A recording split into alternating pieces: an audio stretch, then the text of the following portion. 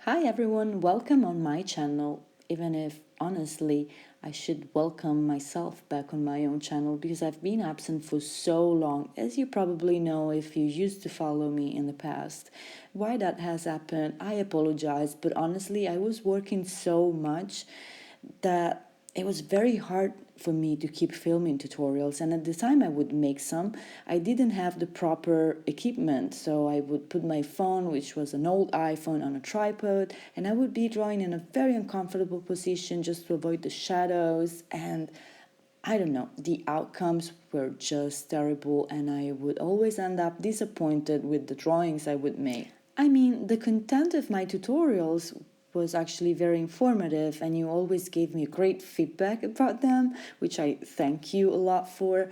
But I felt uncomfortable myself with them because I wasn't expressing much of my own creativity. And that's why I just stopped. I needed some time off to experiment again with my style, new techniques. I would go to live drawing sessions and stuff like that. And finally, now I can say that I'm kind of like more in tune with my own self expression. And in addition to this, I have an iPad Pro where it's very, very easy to record the screen. I can then make a voiceover like I'm doing right now. As you can see, I put just like a random little time lapse from Procreate, and I don't know, everything is so much easier. So let me know what you think. I don't know how regularly I'm gonna post from now on. I think I'll be a little random at the beginning. I will always be waiting for your feedback to know, what you prefer to see and stuff like that. Eventually, my approach to my tutorials will be slightly different. Instead of trying to teach like generic stuff about fashion, I would just show you my own process, which is the easiest thing. So I will start today with drawing a fashion croquis from a magazine. So first of all, in order to create a balanced figure, it's very important to drop a straight line from the base of the neck down to the floor. This line, it's called the balance line, and it's very important to draw it, especially when drawing from scratch without a reference, and to make sure that it falls within the 2 feet. So that the figure has, some sort of balance. The second line you need to take care of is the action line. The action line, it's basically the line that outlines the movement of your figures. It goes down through the supporting leg, and it starts from the opposite side. How to recognize the supporting leg? The supporting leg is the one that carries the weight, so it can't be a leg that is bent because it wouldn't be the leg that would support a weight. The action line, it's very, very crucial to make your poses less stiff. So you still need to draw the boxes, which I'm about to do right now, but draw the action line first. You will see that your poses will have a totally different feel in terms of movement. After drawing the action lines, you can proceed with the boxes. So drawing the boxes is just a way to synthesize the human body and its movement and make it easier for you to draw it. As you can see, every time the shoulders tilt in one direction, the hips just tilt in the opposite. And this is like a natural way for us to keep our balance. As you can see, each of the figures over here have like opposite tilts, just for you to understand what I'm talking about. So the hips and the knees are certainly connected, so pay attention to this. Every time a part of the hip is tilted down, so will do the corresponding knee. The same will happen to the shoulders. Every time a shoulder is tilted down, the same thing will happen to the corresponding elbow. Okay, I'll now just finish to draw all of my poses, to then just trace over with a pencil and show you, the definitive version.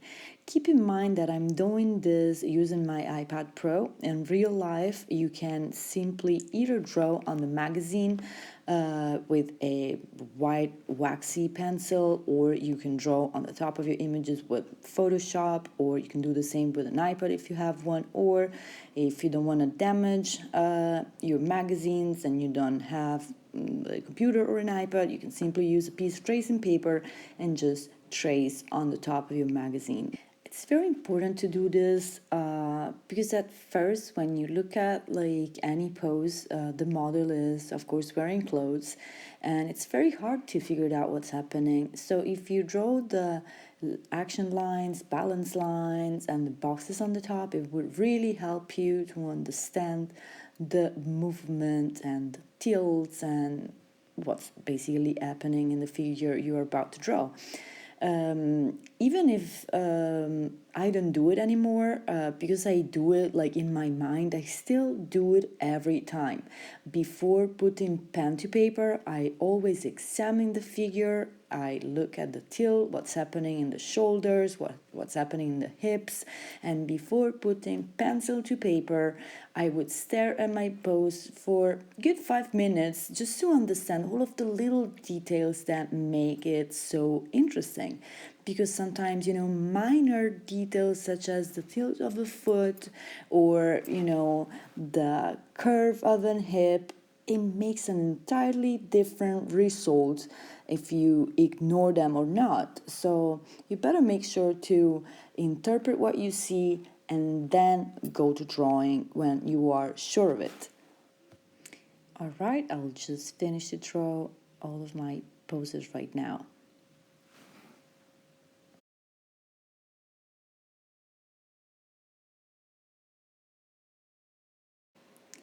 Okay, the poses are now done. So now it's time to draw them freehand. I usually use a very, very light pencil to start. Think about like a 3H, 4H, 5H. I mean, it depends on your individual preference, but I really recommend a very, very, very hard pencil because it will give you a very, very light outline, and then it would be possible for you to trace over with a softer pencil, which would be darker, and to define the different muscles and features in a better way.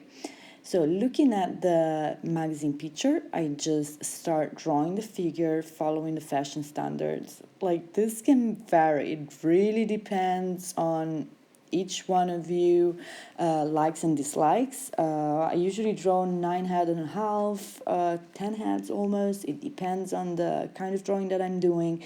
But this is my individual style. I mean, you can follow whatever proportion. You can even go for the first kind that I showed you, which is like a totally human proportion. As you can see, I'm drawing the poses, and what I do, I kind of like elongate them and I accentuate all of the curves that are present and all of the tiny little dynamic movements that I feel in the figures. It's a very, very rough outline to start with, so you don't need to be obsessive about being precise because this would take away I don't know, some spontaneous way of expressing yourself. So just like go with the flow, draw some lines, never ever use an eraser. Just draw over the same line a couple of times, because if you use an eraser, your hand will never learn to draw longer segments. It will just get used to little corrections, little segments, and your figures will never be dynamic enough. They will have all of these tiny little scratchy lines that don't really work. I mean, it also depends on your individual style. Nothing that I'm saying is a rule, but in general, longer fluid lines are definitely better, unless your style it's like a very specific one. And I saw a lot of styles which have like scratchy little lines, which are great. But these kind of styles don't come from an insecure hand, but from a style, which is a different thing. I don't know if you can get what I'm talking about. Okay, so I'm almost done right here with my very, very light pencil that in reality would be, as I said, an H, 2H, 3H. So in reality, basically, I don't do all of the first step that we did on the poses because I do it in my mind. I go directly to this phase. So I draw the pose in a fashion proportion with a very, very light pencil. Okay, so here I will finish to draw all of the 4 poses, and then I will proceed with the tracing using a softer pencil to define the single little features and enhance even more the movement, the elongation, and the energy of the poses. As you can see, before to proceed, the human body, it's shorter.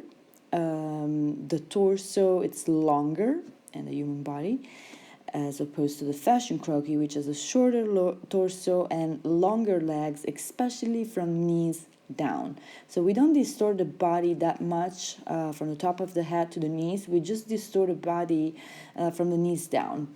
That also makes sense because when you draw garments, they're less distorted in the central parts, which carries the most details. So as I said, now I'm going on the top of the previous pencil with a softer one, which would be like an HB, a 2B, as you prefer. I think I usually use like a HB or B. I'm not sure, but you can just choose. You can just try and choose the one that you feel it's like best for you.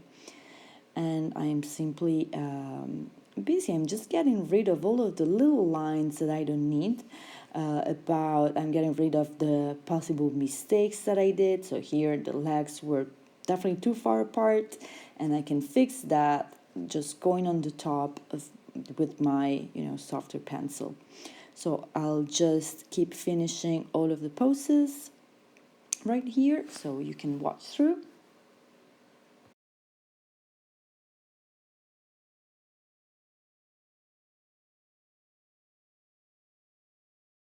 So my croquis are basically done. I just deleted the previous layer. In real life, you would just use your eraser, and here I'm adding a little bit more shading to make them more three-dimensional. All right, so before we go, I just want you to see for one last time the comparison within the human body and the fashion croquis. As you can see, the fashion croquis, as we already said, it's elongated, and the torso, it's very short compared to the one in the human figure. You will see it in a second. The waistline is higher, and the hips themselves are so much smaller compared to the human ones.